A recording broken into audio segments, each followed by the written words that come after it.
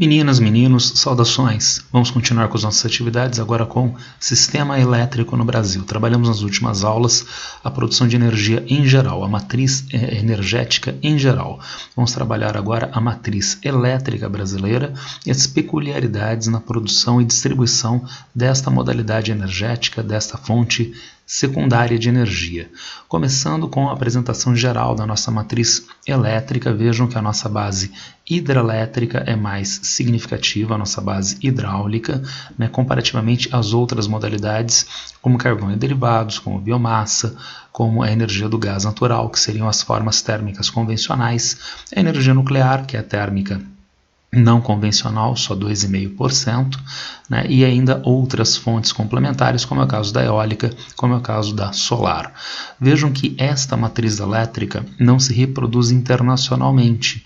Em 2003, o mundo produzia principalmente energia elétrica oriunda do carvão, seguida do gás natural, e só depois apareceria a hidrelétrica já muito próxima da energia nuclear. Isto mostra uma primeira vantagem da nossa matriz elétrica do ponto de vista da política ambiental mundial. Lembrem-se, obviamente, a nossa energia hidrelétrica, as usinas hidrelétricas causam impacto ambiental, mas elas são fontes de energia renováveis e que têm potencialidades ambientais que não se manifestam nas outras formas massivas de produção de energia elétrica, as térmicas convencionais e as térmicas nucleares. Além desta vantagem na política ambiental, vejam, há também uma vantagem econômica. Aqui eu tenho para vocês um quadro que mostra o investimento necessário, o custo do combustível e o custo da energia final nas três modalidades massivas de produção de energia elétrica, a energia hidrelétrica, a térmica convencional e a térmica nuclear. Vejam, o custo do combustível está marcado na hidrelétrica nulo. E por quê? É energia hidráulica, é a água passando pelo tubulão. Desde que haja ciclo da água e gravidade, continuará havendo oferta deste dito combustível. Na térmica, o custo é muito alto, porque são os derivados de petróleo, o gás natural, ao carvão mineral, que precisam ser comprados constantemente para viabilizar o processo de produção. E vejo interessante, no que diz respeito ao custo do combustível, o urânio enriquecido é relativamente competitivo enquanto combustível da usina, comparativamente a outras modalidades. O custo é baixo, é em média mais baixo do que das térmicas convencionais. Entretanto, vejamos, investimento por quilowatt. Na hidrelétrica normalmente é alto, principalmente nas grandes usinas hidrelétricas, que são projetos que são ao mesmo tempo demorados e caros de se instalar.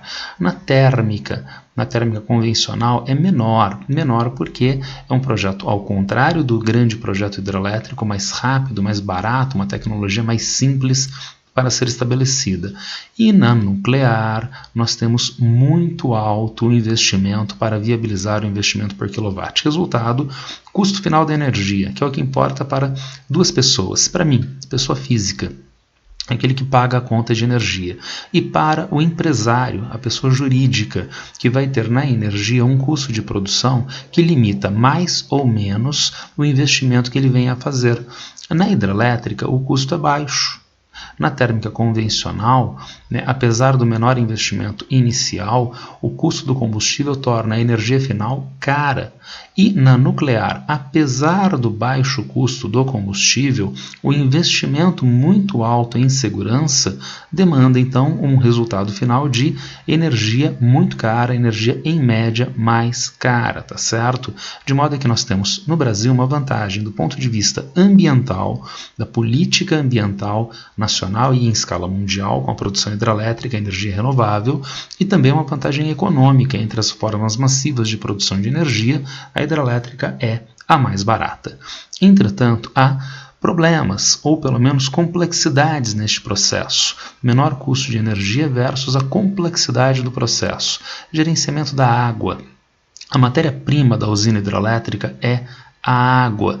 Dessa forma, a necessidade de se fazer um gerenciamento, uma racionalização do uso desta água para que haja a maior produção possível de energia. Aqui nós temos um exemplo. Nós temos uma usina hidrelétrica em um rio, ela tem um lago artificial que busca regularizar a oferta de água ao longo do ano, independentemente do regime de chuvas. Busca, mas não consegue, havendo, portanto, uma oscilação da produção de energia ao longo do ano e uma energia garantida, vamos dizer assim, que seja, em média, relativamente mais baixa. Mas, nesse mesmo curso d'água, nós instalamos mais uma usina hidrelétrica de mesma capacidade, 100 megawatts, rio acima. E o que estas duas usinas vão fazer agora? A usina 1 tem o seu lago artificial, mas agora ela conta com mais um lago artificial de regularização da oferta de água. Trata-se do lago artificial da usina 2. E, portanto, as duas usinas em conjunto não apenas aumentam a oferta média de energia, como vejam, reduz a oscilação na produção de energia elétrica em relação ao regime de chuvas. Então, é um primeiro fator de complexidade, né? Organizar as usinas e organizar o uso da energia, o uso das águas, para que o conjunto de usinas hidrelétricas possa funcionar com a maior capacidade possível. Notem que isto é aparentemente simples se a gente colocar o esquema didático de duas usinas hidrelétricas. Mas quantas usinas hidrelétricas nós encontramos em cascata, no rio Tietê, no rio Paraná, até a foz do rio Paraná aqui no Brasil, né? E há uma quantidade muito grande de usinas que precisam então ser gerenciadas para que haja na bacia do Paraná, na bacia do Tietê-Paraná, a maior produção de energia. Não apenas isto, porque nós temos, segundo aqui o nosso mapa, regime pluviométrico que são diferentes aqui na região amazônica, na região central e meridional do país. E, portanto, quando está chovendo mais intensamente em uma região, por exemplo, o sul, não está chovendo tanto em outra região, como o norte, como a região central do país. Então, quem vai abastecer o mercado consumidor, que é principalmente a região sudeste, é a área de maior consumo de energia elétrica do país.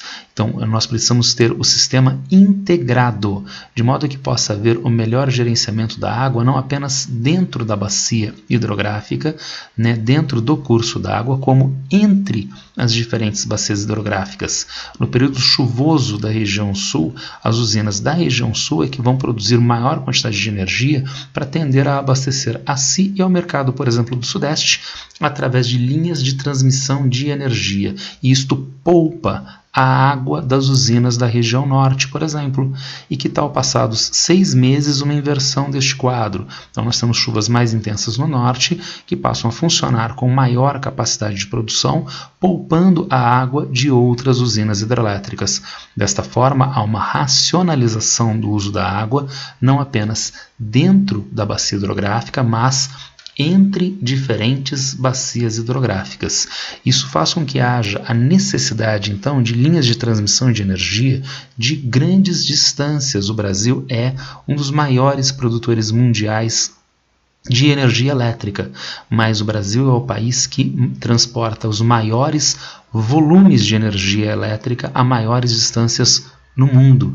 Há países que têm maior produção de energia elétrica do que o Brasil, é o caso da China, é o caso dos Estados Unidos, mas esses países têm base térmica de produção. A usina térmica fica próxima do mercado consumidor.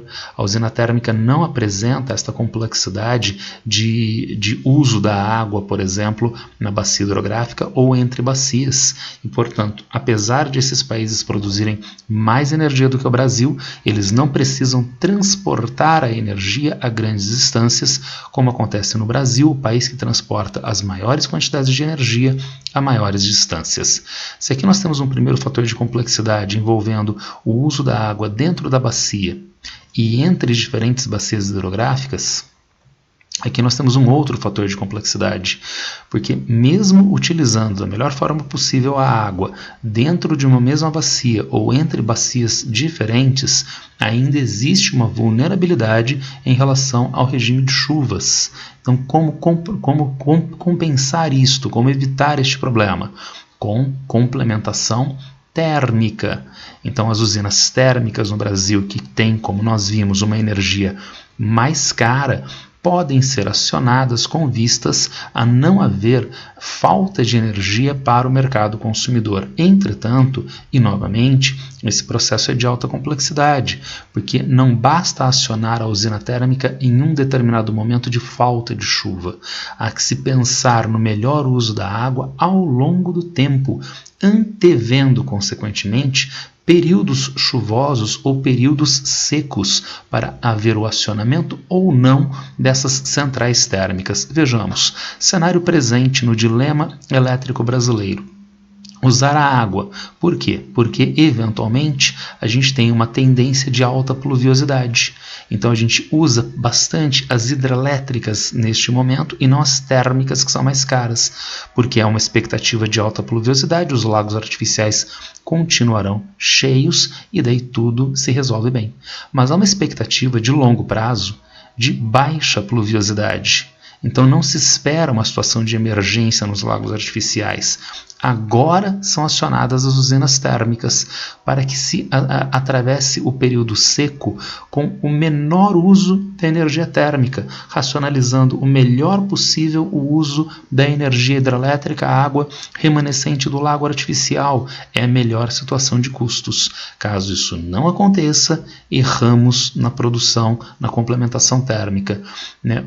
Uso da água, mas o período seguinte é um período seco, então tem que se superutilizar as térmicas com um custo maior de energia. Se usa agora as térmicas, mas o período eventual é chuvoso. Então, depois, o lago artificial está no seu nível máximo, tem que ser abertas comportas, vertendo água que não vai produzir energia elétrica e nós pagamos uma energia elétrica térmica mais cara. Então, a base hidrelétrica do Brasil é uma vantagem ambiental, energia renovável, nas políticas ambientalistas mundiais, é uma vantagem econômica, é a forma de energia elétrica mais barata entre as formas massivas de produção de energia elétrica, mas envolve uma enorme complexidade no nosso sistema.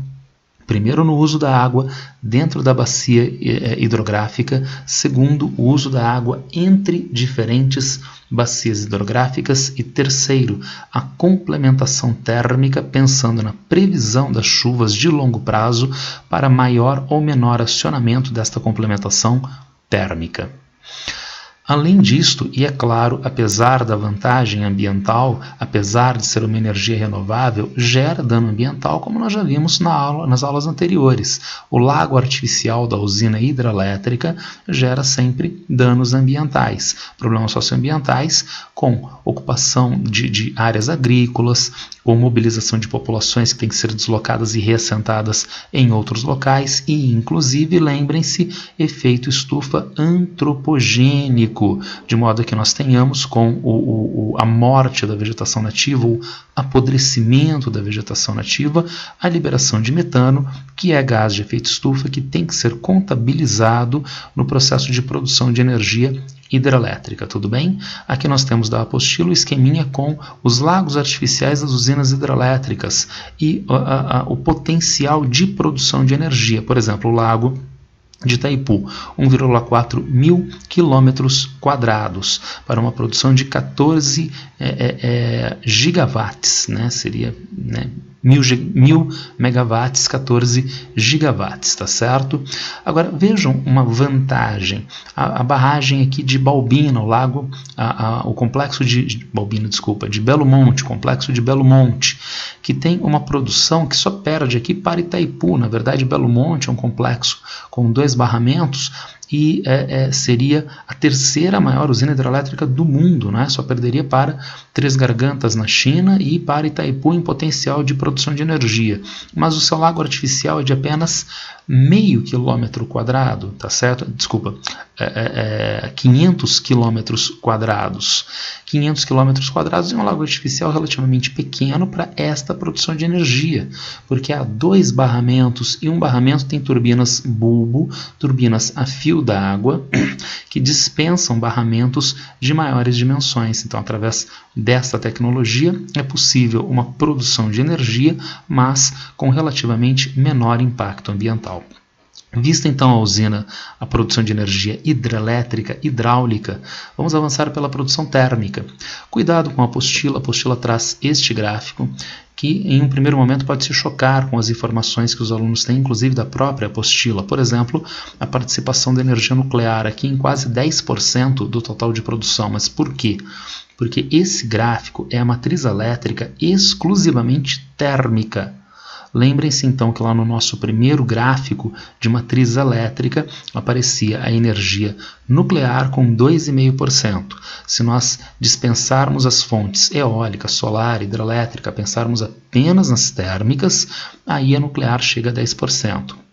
A gente tem aqui, olha, a geração elétrica do Brasil, né, e a participação dessas diferentes modalidades, gás natural, biomassa, nas, por exemplo, usinas de produção de açúcar e álcool, nas quais a queima do bagaço de cana para a produção de energia elétrica, derivados de petróleo, nuclear e carvão, e o crescimento ou redução dessas modalidades nos últimos anos e o total de produção em 2016 e 2017, tudo bem? E aqui, por essa quantidade de produção, vejam, já realmente se aproxima bastante daquilo que nós vimos, por exemplo, para a energia nuclear, lá no primeiro gráfico, de um total de produção de mais de 500, quase 600 gigawatts aqui no Brasil, nós encontramos por volta de 15 gigawatts, 15 mil gigawatts na produção de energia nuclear, tudo bem?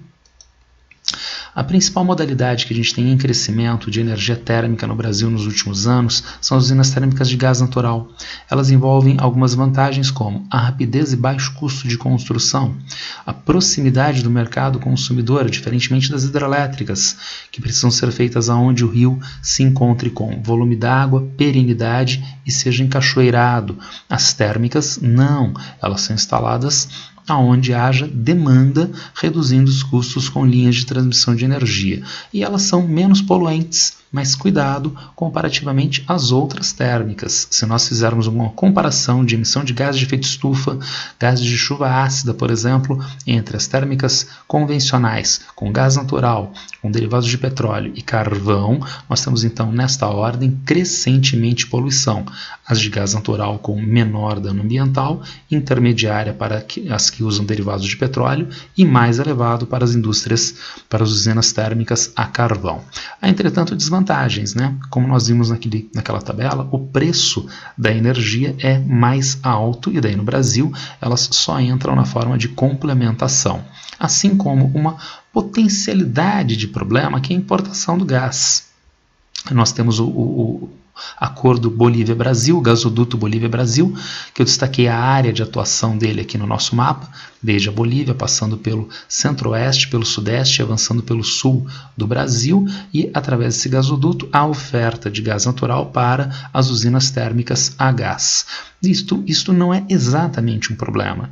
É como se nós pensássemos, por exemplo, que o Japão tem um problema na importação de aço, na importação de commodities agrícolas, minerais, combustíveis. Não. Um país industrializado, ele pode gerenciar isto relativamente bem. E como commodity que é, na verdade o gás natural nem é exatamente uma commodity, mas como um produto de baixo valor agregado que é, não onera significativamente a nossa balança comercial. Usinas térmicas nucleares. No Brasil nós temos o complexo em Angra. Nós temos aqui Angra 3 em construção, Angra 1 e Angra 2. São então 3 centrais nucleares, 2 já em operação e uma em construção. Há problemas nas centrais nucleares. custo da energia elétrica que nós vimos é o custo mais alto entre as formas massivas de produção de energia elétrica. Riscos ambientais, de vazamento, de tratamento do material radioativo e riscos geopolíticos. Há inúmeras tensões políticas internacionais porque os patamares tecnológicos de produção de energia elétrica em centrais nucleares são frequentemente utilizados como base para o desenvolvimento de programas militares que usam essa energia nuclear, havendo, portanto, tensões geopolíticas entre os países no que diz respeito à produção de energia elétrica de base nuclear, tudo bem? Cuidado, ninguém vai utilizar o urânio enriquecido das usinas nucleares de produção de energia elétrica para a produção de bombas atômicas. O grau de enriquecimento é quase diametralmente oposto entre uma e outra. Então, o combustível da usina nuclear não se presta a armas de destruição em massa nucleares, mas, como eu disse, os patamares de desenvolvimento tecnológico são mais ou menos os mesmos, são iniciais para programas militares de fim nuclear. Energia eólica. No Brasil é bastante criticado e de uma maneira frequentemente inadequada que o Brasil não investe em energia eólica, não investe em energia solar. Aqui eu coloquei para vocês uma tabelinha, né, aquela mesma anterior, na verdade, eu só coloquei o destaque, de 2016 para 2017. O crescimento da energia eólica no Brasil em um ano foi de 26%. O crescimento da energia solar fotovoltaica foi de 875%. Então, cuidado com o argumento de que o Brasil não investe nessas modalidades, que não há crescimento dessas modalidades no Brasil. Há sim. Claro, elas ainda participam com muito pouco no total de produção de energia no Brasil, mas o crescimento foi significativo sim nos últimos anos. Há problemas nessa modalidade eólica, por exemplo, que é a limitação locacional, agora em oposição à térmica e semelhante ao que nós vimos em relação às hidrelétricas. Os parques eólicos precisam estar em locais onde haja ventos que tenham a maior constância e que tenham a maior intensidade. Nestas áreas vermelhinhas do Brasil, litoral do Nordeste, outras áreas do interior do Nordeste, Sudeste, região Sul, são áreas potenciais para parques eólicos. A hidrelétrica tem o lago artificial para tentar regularizar a oferta de água à produção de energia elétrica. Não é o caso da energia eólica, daí nós temos um problema de regularidade de oferta. Mas há uma vantagem de menor impacto ambiental e, portanto, essa modalidade, apesar dos problemas, é bastante bem-vinda, complementar. Quanto mais desta se utiliza, é possível utilizar menos outras formas convencionais que são mais impactantes do ponto de vista ambiental, assim como a energia solar. Mas eu insisto, há que se ter cuidado com essas vantagens. Restritividade econômica, dos benefícios econômicos, tendo em vista o aumento da demanda. Hoje nós temos uma energia solar fotovoltaica que é relativamente competitiva comparativamente a outras modalidades de energia. Mas vamos imaginar um cenário hipotético no qual haja uma tendência forte de substituição de outras fontes primárias para a produção de energia elétrica frente à energia solar. O que vai acontecer na relação de oferta e demanda com o preço desses insumos, desses recursos para a produção de energia elétrica solar? Vai aumentar, de modo que hoje há uma relativa competitividade dessa modalidade energética, mas não dá para se pensar em panaceias. O crescimento da produção de energia elétrica solar tende a aumentar os custos pela pressão sobre os fornecedores para a produção dessa modalidade de energia. Além disto, com o eventual aumento da produção de energia elétrica solar, há o problema de descarte do material tóxico. Os painéis solares são feitos de material de alto impacto ambiental, de alta toxicidade e, consequentemente, eles demandam um cuidado muito grande no descarte, né, no acondicionamento, na potencial reutilização destes materiais. Hoje, com uma produção relativamente pequena, é fácil fazer esse tratamento. Com uma produção acrescida, esse tratamento torna-se mais difícil. Então, ela não é uma panaceia, então ela é bem-vinda, assim como a energia eólica, com uma modalidade complementar de produção de energia. Tudo bem? Era isso que eu queria passar para vocês hoje de matriz elétrica do Brasil. Dá uma olhadinha no texto da apostila. Se houver alguma dúvida, alguma pergunta, já sabem, me encontrem nas redes sociais. Abraço para todos, boa sorte.